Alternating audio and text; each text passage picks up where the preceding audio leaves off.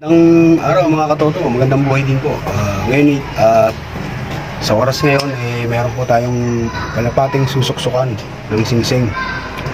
Hindi ko lang alam kung pang 10 araw nyo na to. Ang alam ko kasi pagdating sa pagsasaksak ng singsing, itong araw lang talaga yan. Lalo ngayon yung mga singsing na nabibili per set dun sa mga club, mas maliit po yung butas. Gaya nito, FPR, maglalaro po tayo sa pang summer natin. So saksakan na po natin ng ring ng ating inakay. Bali ano siya, pangatlo ng inakay na susuksukan natin ng singsing. So kailangan po natin ng isa pa, kasi yan po ang trademark ko yung isa pang empty na antena, nagawa ko lang. Sa kabila yung isa, sa kabila rin po yung isa. Ang purpose nito, halimbawa mapatapos ko siya ng finisher kahit saang lugar, tapos i-stack ko siya, gagawin ko ng bleeder, so lalagyan ko na lang siya rito kung saan banda yung tinapos niya, para hindi po tayo malito kung norte o south, ganun po. Ngayon tutungo na po tayo dun sa kahit lugar natin, dun sa bleeder natin. Meron pong pares doon na nakapisa. Mahirap po kayong magpapisa kasi tagulan. Meron po isang napisa rito, isang piraso. So nangangamba ako na baka hindi ko masya ng singsing. Binaunan na po natin siya ng langis. Importante po kasi kapag masyado ng malaki yung inakay, kailangan po gamitan natin ng madulas, pampadulas, para mas mabilis na ma-shoot, para hindi masaktan, hindi masugatan yung ibon natin.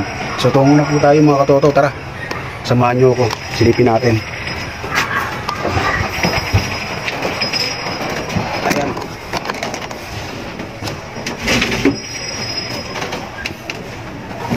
Yan siya mga katoto. Ipunin natin yung kanyang inakay. Kita nyo po ba? Yan, lapit natin ng konti.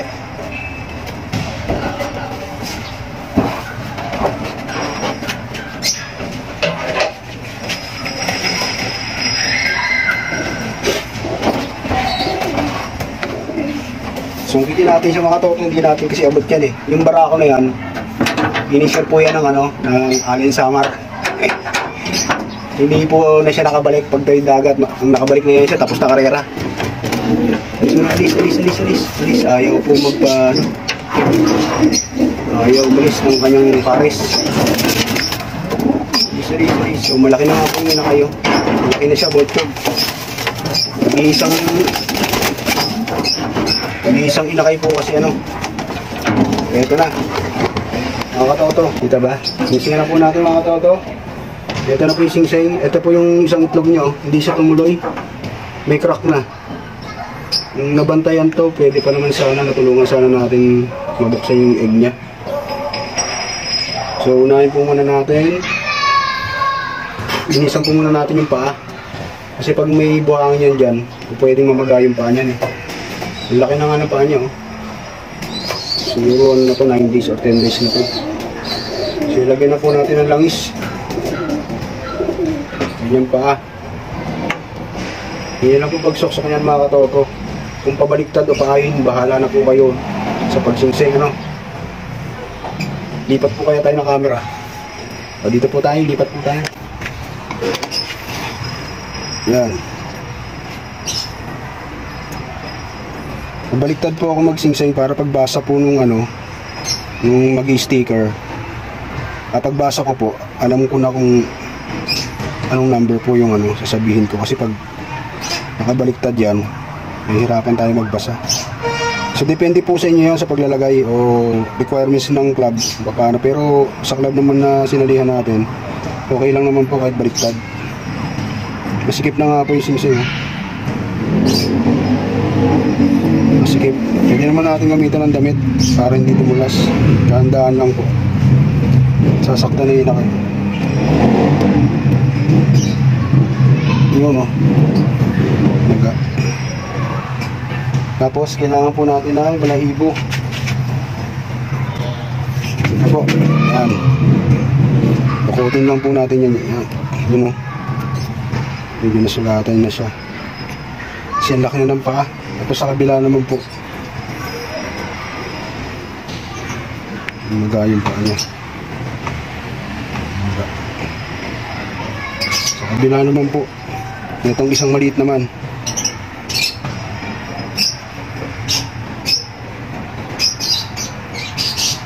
Kaya dapat po pag magising kayo, 7 araw pa lang dalbat talaga sa kunin. Kasi kawawa po yung inaka, yung niya pong gagayahin kung ginawa ko nito. Pero kayang-kaya naman sa dahan-dahan yan mga katoto.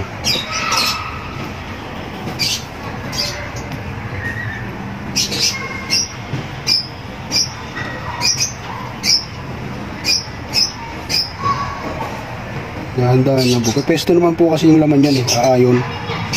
Ayun naman po yung laman yan. Kasi dahan-dahan lang.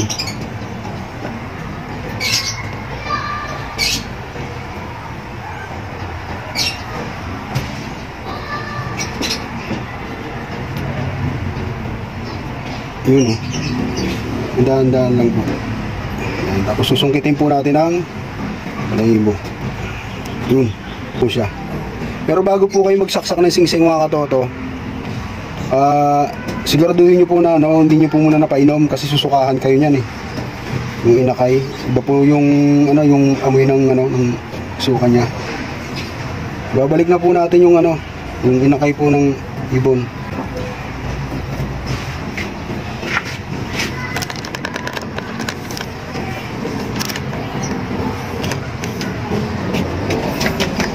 Parang nasaktan siya mga toto, no? Iantay na po siya ng kanyang ina. Ayun o.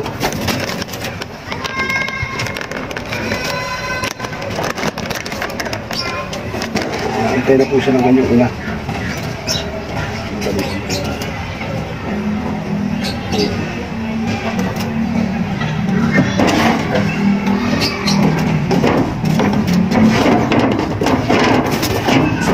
Bukan natin abot. Dahil natin ang sa baba eh. Ayan, meron na po yung anak ng Alin Summer natin. Isa. Ganyan ang speed yan mga katoto, 1,000 plus. Kaya hindi nakabalik. Kailangan magtuloy-tuloy na tayo. Tapos saka natin siya painumin. Ayan, kasi magsusubong na yan.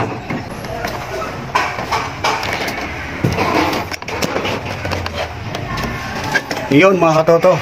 Ganun lang po yung pagsaksak ng ng singsing ng ibon. So abang-abang na lang po tayo pagdating na summer race. Maglalaro po tayo, tapos magla-live tayo pag pauwi ng ibon. Magandang buhay po sa inyong lahat at salamat po sa mga sumuporta sa akin. Mabuhay po kayo hanggat gusto nyo. Sa muling pagkikita natin mga katoto. Peace.